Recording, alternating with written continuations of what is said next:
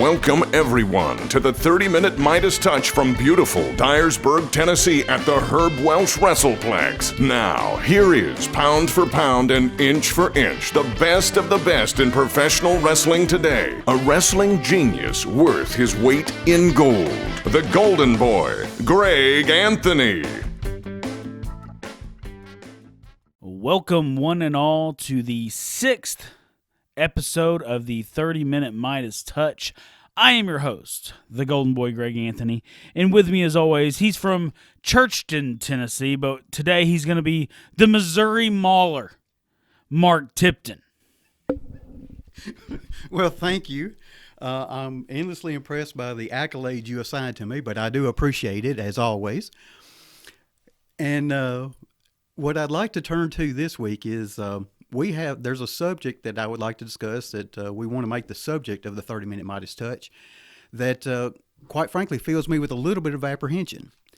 What we're going to do in this forum is we want to discuss how the sausage is made, a little bit of inside baseball, whatever way you want to describe it. But I think it's right that we discuss it because we live in a world where these things are being openly discussed. And so it seems appropriate that we give a perspective or from a different point of view as to what is being discussed on the internet widely as it is. And that subject is about match structure. And like I said, apprehension is a very good word. If anyone knows me, they know I'm Mr. Kayfabe.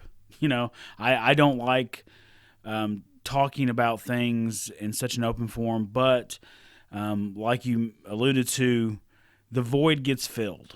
Right now, we have a lot of guys. We have a lot of guys out there talking about professional wrestling, talking about the ins and outs of professional wrestling. And in my opinion, they're not right. They're giving wrong information. So the void gets filled. Now, what does the void get filled with?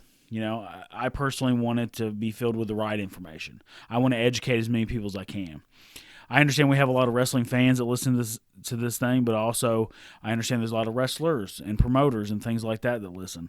So our objective here today with the match structure is to maybe give people that maybe didn't have the proper training, maybe they didn't have, they don't have someone who's been around the loop and understands these things to break it down for them. Maybe we can give them a little bit of an insight into the hows and the whys.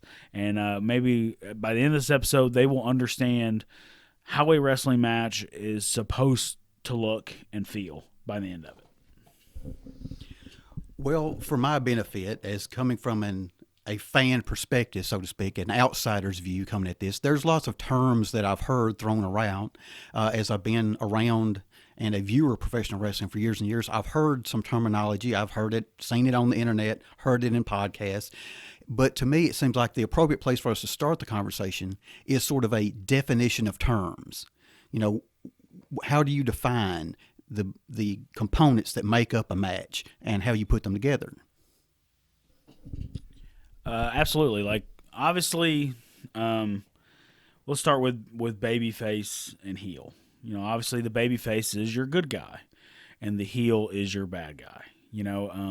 That story is as old as time. Every great story and probably the history of existence has an antagonist and a protagonist.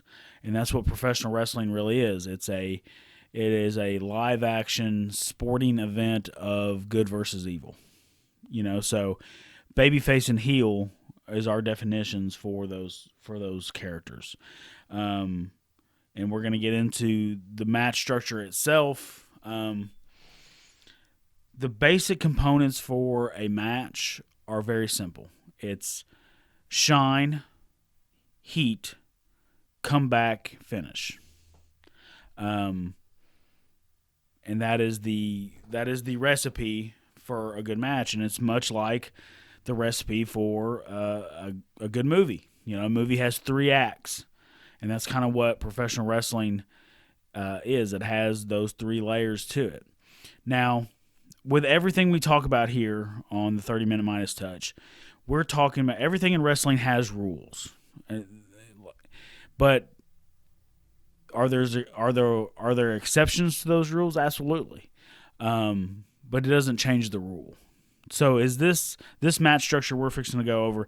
Is this the only way to do it? Absolutely not. There's hundreds, thousands of ways to do a match in certain scenarios, but this is the meat and potatoes. 90% of matches need to follow this line, kind of thing. Everything else is spurred off of this and whatever story we're trying to tell.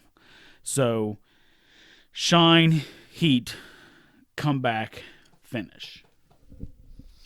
All right, and just for a layman's analogy, if you will, when I hear you use those terms, I think of them in comparison to the way I hear just any song I hear on the radio. In any popular song, you're going to hear it's going to contain verses, choruses, a bridge, sometimes an intro. They may be arranged in different ways for different songs, and there are variations on the theme, but those basic components, those basic ingredients are standard to the songs you hear on the radio, and that's what I hear you saying about these basic elements of a wrestling match. Yes, absolutely. Even further into your music analogy, it's not just lyric and chorus and all that kind of stuff, but it's also the same four chords, right? Like I'm not a musician, so it's what A B D C E or something like that. It's like they have the same ones for popular songs. So wrestling, like I said, wrestling's been around for 100 years, and they've polished themselves out, and we got to a point, in my opinion, in the 70s and 80s, where we had found that stride where we were the perfect combination of sport and entertainment. We weren't sports entertainment, because to me, great professional wrestling is entertaining. And when done correctly, I think professional wrestling is the greatest form of storytelling that there is. I love it more than movies, music, literature, whatever it may be. I love professional wrestling. So when we talk about these things, there's a flow to it. And like I said, the first part of that flow is the shine. Now, the shine is what we call when a babyface is getting over, or he's winning against his heel. The misconception of this is that this is 5, 6, 7, 8 minutes straight where the babyface is just kicking the heel's ass. That's not what it is. We're telling a story. We're establishing who the babyface is. We're establishing who the heel is. We are establishing that the babyface is a better professional wrestler than the heel. So no matter what the heel does, the babyface ends up on top. You understand? If the heel goes for a body slam, the babyface slides down his back, turns around, he takes the body slam. You understand? So we're always showing that the babyface is a better professional wrestler, that he is the good in the good versus evil. Right. So I take it that during this portion of the match, what you're doing is you're establishing credibility, so to speak, in the minds of the audience. You're looking at, hey, this guy really has his stuff together. He has an advantage, and right now he's outdoing this guy. He's somebody I can believe in and get behind. Is that kind of a rough idea? Yes, absolutely. I mean, the worst thing is, as a babyface, is the people not believing in you. Because if they don't believe in you, then the match is dead in the water. You understand? So you have to have something for them to get behind. You understand? So I'm not saying you have to go out there, and we don't do this at all. You have to go out there and do all these amazing moves and things like that. I'm just saying, establish that you are a better professional wrestler than the heel. You, as a babyface, you should rarely ever throw the first strike and or punch. Your goal should be, hey, I'm in a wrestling contest, and I should be trying to wrestle. And like I said, this is one of those things where I'm sure a lot of people out there are going to go, wait a minute. I've seen Stone Cold Steve Austin, throw the first. Obviously, Stone Cold Steve Austin is the epitome of the exception to the rule. Everything he did was the exception to the rule. He was a babyface that hit women with chairs, and people cheered. You understand? He's the exception to the rule, but it does not change the rule. The rule is the babyface still believes that this is a sporting contest and needs to be under fair terms, and he's trying to wrestle. And the dastardly heel, in most cases, is trying to worm his way out of actual wrestling, especially when he realizes that he cannot out-wrestle the babyface. And he may try to cheat or something like that. So if I'm babyface and I'm wrestling a heel and we lock up and he knees me in the gut, right? I sell to a corner, you know what I mean? And he may come towards me and I may give him one punch for good measure, like, hey, keep it clean, but if I'm going to go right back to wrestling. He's going to knee me in the gut. He's going to come to the corner. I'm going to punch him in the face. I'm going to grab a headlock.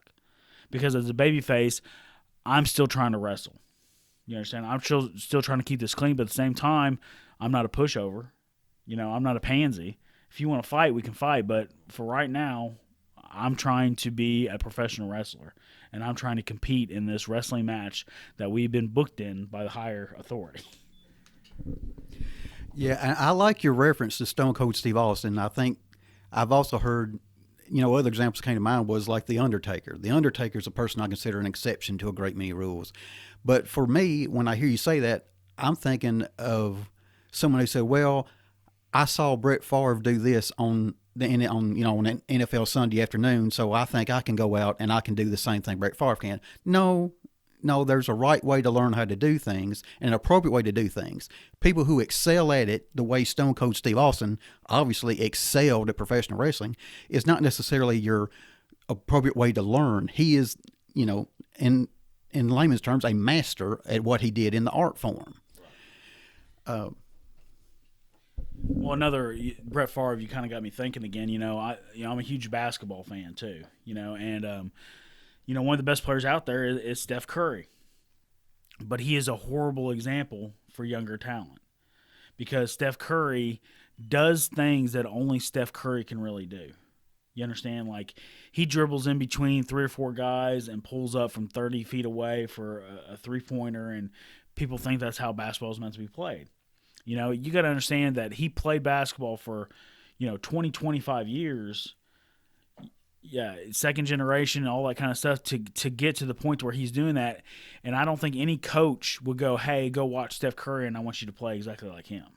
They're going to tell you, hey, go watch John Stockton and play like him, right? Because that's more of a point guard role. But Steph Curry is a guy that you don't necessarily try to emulate. He's fabulous at what he does, and like I said, he's a 2-time MVP, and he's going to be in the Hall of Fame one day and champion and all that kind of stuff. But younger talent, I coach young basketball teams here in Dyersburg, and I can't tell you how many kids they never go in the paint. They just stand out 5 feet behind the line and try to shoot threes all day, and it's like, learn how to shoot first. Learn how to shoot a free throw first. Learn how to shoot a layup first, and then we can expand your range. But don't start all the way back there, heaving it up with bad form just because you saw Steph Curry do it every time.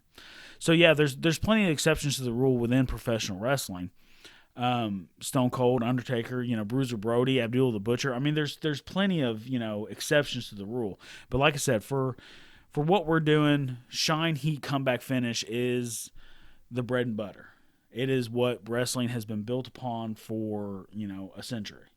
And like I said, Shine is not the babyface kicking the heel's ass for 8 minutes straight. It has these what we call little stop spots where the heel will stop the babyface for a second, and then eventually the babyface will get back over on him and take back over, right? Until there's a change, until there's a switch. And that switch is what we call the heat. Now, the heat can come in many different ways. The one thing I want to tell everybody, too, is that when we talk about good versus evil, and this is going to get a little dense for a second, so just kind of follow me for a second. When the babyface is shining, this is a moral story we're telling. You understand? Like, he's the good guy, he's the hero, he's a great wrestler, that kind of thing.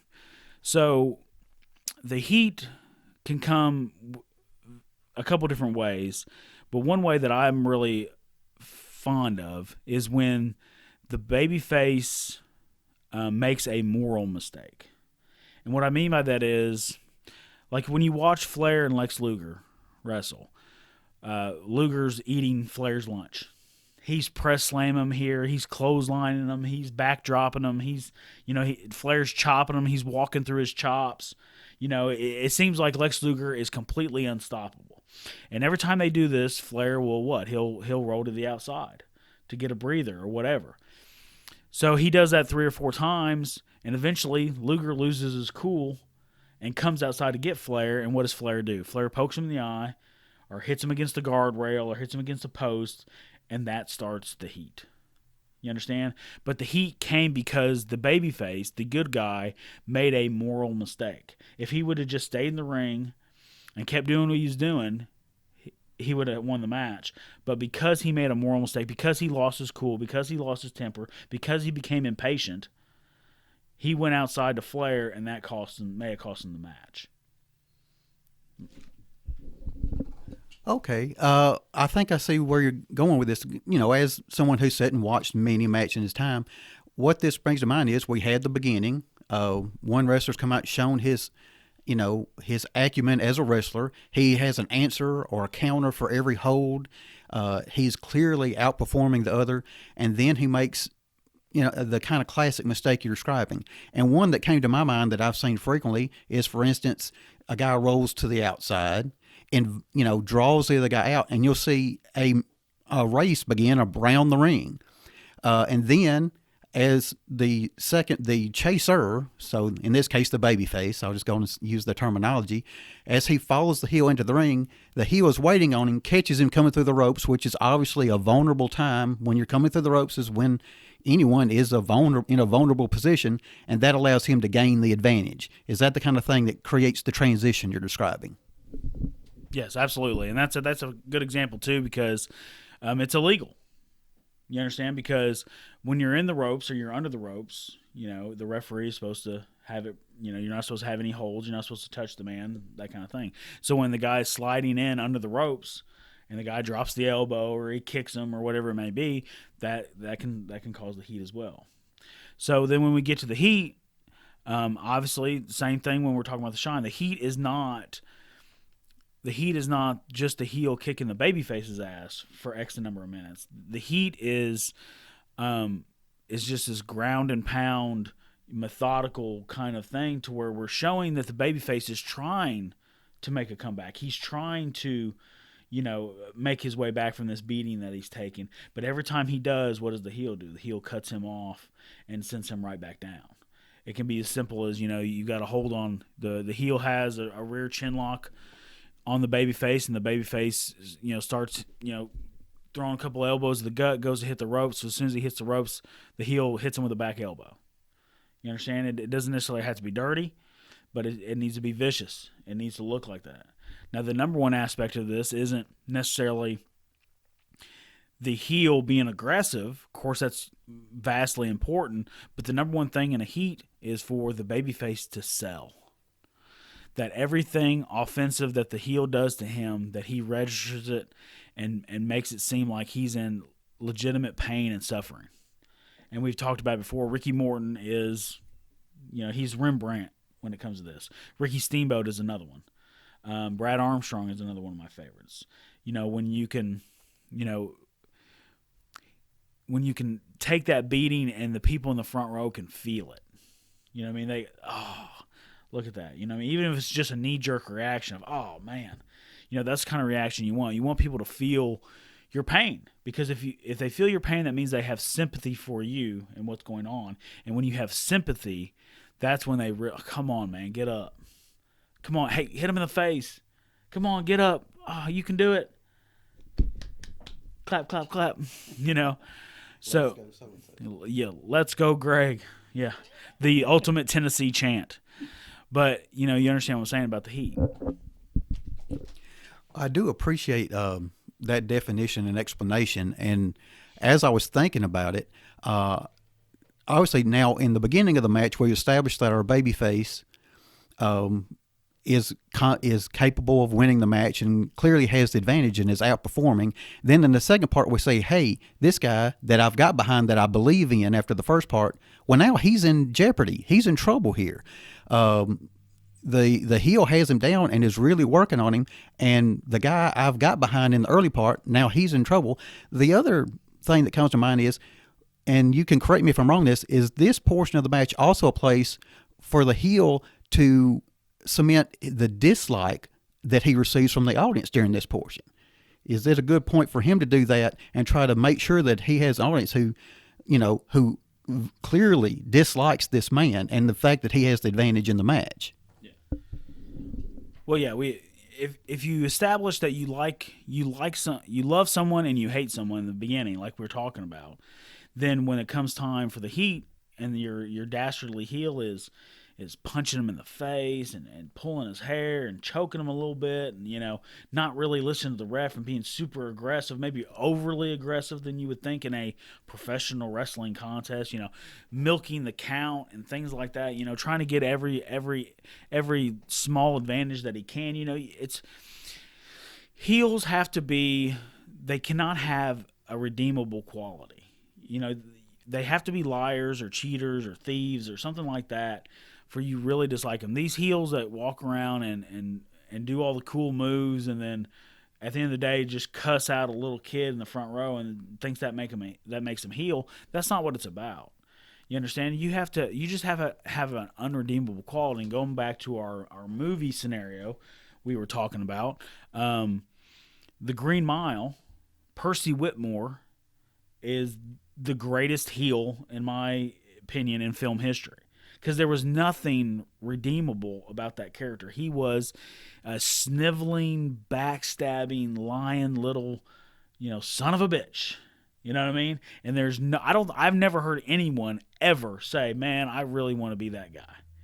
You know what I mean?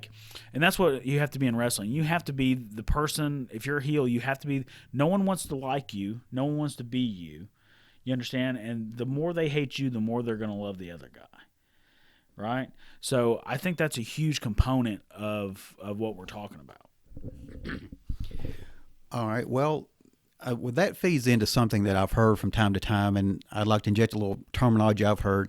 And it sounds to me what you're describing is what I have come to know as the cool heel. We have the situation where a guy wants to come out and demonstrate his athletic ability and all the cool moves he can do, but in the process, he undermines his position in the match as a heel. And I want to give proper credit. I believe it was EC3 who I heard use this, and I'm sure someone has said it before, but someone asked him what made him such a good heel. This was during his time with Impact Wrestling, or TNA at the time as it may have been known. And his very simple response was, I don't do cool moves. And I thought that was incredibly simple, but it clearly got the point across about an issue that is very real in professional wrestling today. Yeah, absolutely. I mean, now this is something I learned from Lance Storm. I heard Lance talk about one time. If you look at moves like numbers, you understand. If a power bomb's a 10, and let's say a drop toe holds a 1, you understand. So if I'm a heel and I'm wrestling a babyface, and the best thing that he can possibly do is a 7, then I'm not going to do anything higher than a 5 as a heel. You understand? Because I don't want to take anything away from him. You understand? I'm meant to be hated. He's meant to be liked. So why would I do something people are going to like? Right? If you're a bad guy and you go out there and you do all the cool moves and you say all these cool, edgy things, and why should they even hate you? I hate with a passion Kevin Owens, because he is the epitome of the nonchalant, cool heel. You understand? Like, when he first came in against John Cena, it was, well, John Cena, I'm better than you. Everyone knows I'm better than you. What does it matter if we even wrestle? So if John Cena would just said, you're absolutely right. Why are we going to wrestle? If he just would have been that guy, like, the match would have went and just fizzled completely out. But John ended up cutting the promo to make that match and make people want to see it. Right? Same thing with Owens. He's that nonchalant, whatever. I'm here. I'm Kevin Owens. I'm Kevin Steen. I'm Kevin Owens. I'm cool. I don't like it. I don't buy it at all. And that's kind of, when we get to the comeback and the finish portion of this, once the heel has established that he's the heel, and you've taken all, you every time you try to make your way up, you keep getting knocked back down as a babyface. Then it comes time for the comeback. It comes time for, well, we got to give these people, what they came to see, and what they came to see is the comeback. No one watched to see Rocky get knocked out. They want to see Rocky make his way to his feet or whatever it was, right? So same thing. So basically, a comeback is exactly that. It's your time after taking that ass whooping to show the people what you're really made of. That you could take that ass whooping and still make this great fourth quarter, bottom of the ninth, comeback. And basically what you're telling people with your comeback is that everything that this heel just did to me in this heat, my comeback is equal to everything he just did to me. Right? And I think that's where a lot of people get lost, because they do a lot of, a comeback is supposed to be boom, boom, boom, boom, boom.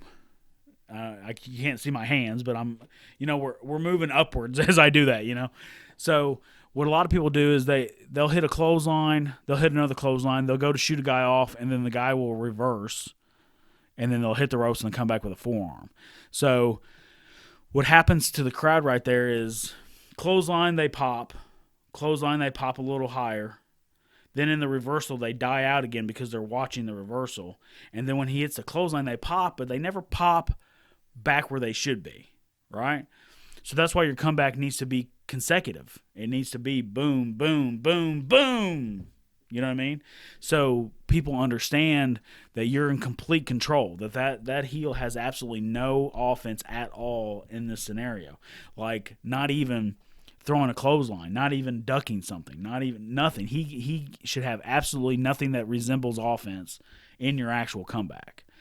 And what happens is, and what's happened over the last, I'd say, 10, 20 years is we've become fixated on the false finish, which is where you hit a move that could be a finish and it ends up being a really close 2 count. If you watch any NXT stuff or any AEW stuff, it's all about the false finishes. They'll do 10, 20 minutes of false finishes now. That's not what false finishes were meant to be. False finishes were meant to be legitimately that. It was a false finish. You legitimately believed that this move was the finish to the match, right? We don't do enough straight comeback finishes anymore to where people understand what a true false finish is. Like, there's nothing wrong with a babyface making his comeback, like we talked about, and then hitting the move 1, 2, 3, and he wins. That's how you establish people's finishers. That's how you establish babyface finishers. And people will talk about the 5 moves of doom and, oh, it's so passe. No, it works. There's a reason that it works.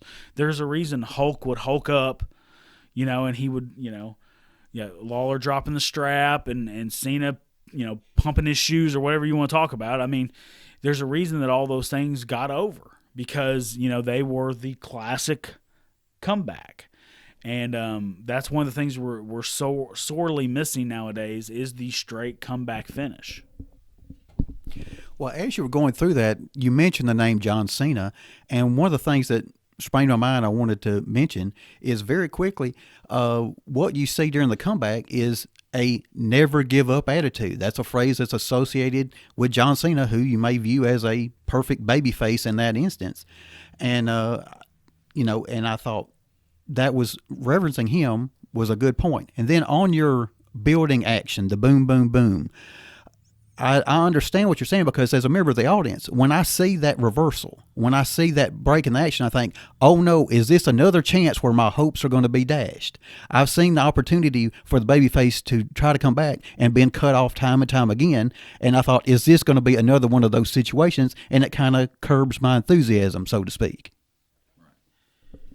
Yeah, we're running close on time here, but like a lot of that kind of stuff, we could probably do another couple episodes on this kind of topic. But there's other stuff, there's other elements to it. Like there's something called 0 to hero, where someone's been getting their ass kicked in the heat the entire time, and all of a sudden they're 100% fresh, and all of a sudden they make the huge comeback. That's not how you make a comeback either. You have to gradually, you gradually build yourself back up to make that huge comeback. So, and that's all the kind of things we can probably get into on a later date, where we are running low on time again.